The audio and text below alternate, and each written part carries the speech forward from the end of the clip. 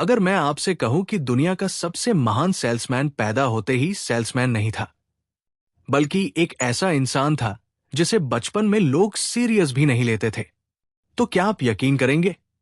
आज की किताब how to sell anything to anybody हमें सिखाती है कि सेलिंग कोई जन्मजात टैलेंट नहीं है। ये एक स्किल है जिसे कोई भी सीख सकता है। और इस किताब के लेखक जो गिरार्ड ने इस बात को साबित भी किया। जो गिरार्ड कभी गरीब थे, उनके पास कोई बड़ी डिग्री नहीं थी, कोई खास बैकग्राउंड नहीं था, लेकिन बाद में उन्होंने इतना बेचा कि उनका नाम गिनेस वर्ल्ड रिकॉर्ड में दर्ज हो गया। अब सवाल है, उन्होंने ऐसा क्या किया जो बाकी सेल्समैन नहीं कर पाए?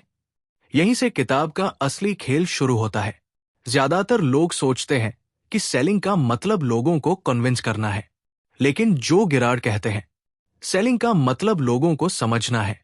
लोग प्रोडक्ट नहीं खरीदते, लोग फीलिंग्स खरीदते हैं। लोग लॉजिक से नहीं, इमोशन से डिसीजन लेते हैं और बाद में लॉजिक से उसे जस्टिफाई करते हैं। यही वजह है कि कई बार महंगा प्रोडक्ट भी बिक जाता है और सस्ता प्रोडक्ट पड़ा रह जाता है।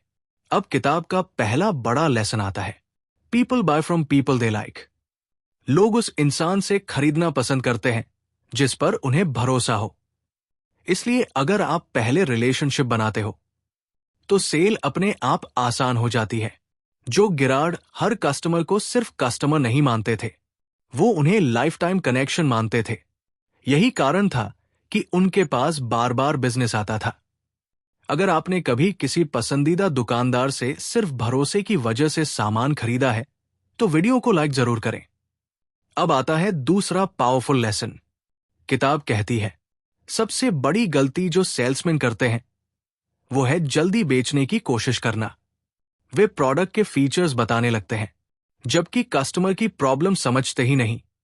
जो गिरार्ड कहते हैं पहले सुनो, फिर समझो, फिर बेचो।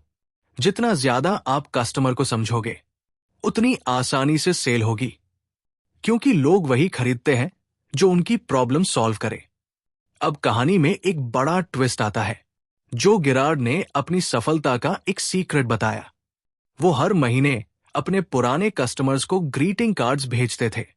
कोई सेल पिच नहीं, कोई एडवर्टाइजमेंट नहीं, बस एक simple message, I like you. सोचिए, जब बाकी लोग कस्टमर को सेल के बाद भूल जाते थे, तब जो गिरार्ड रिलेशनशिप बना रहे थे। और यही छोटी सी आदत लाखों डॉलर्स की सेल्स में बदल गई। अब किताब का सबसे पावरफुल लेसन।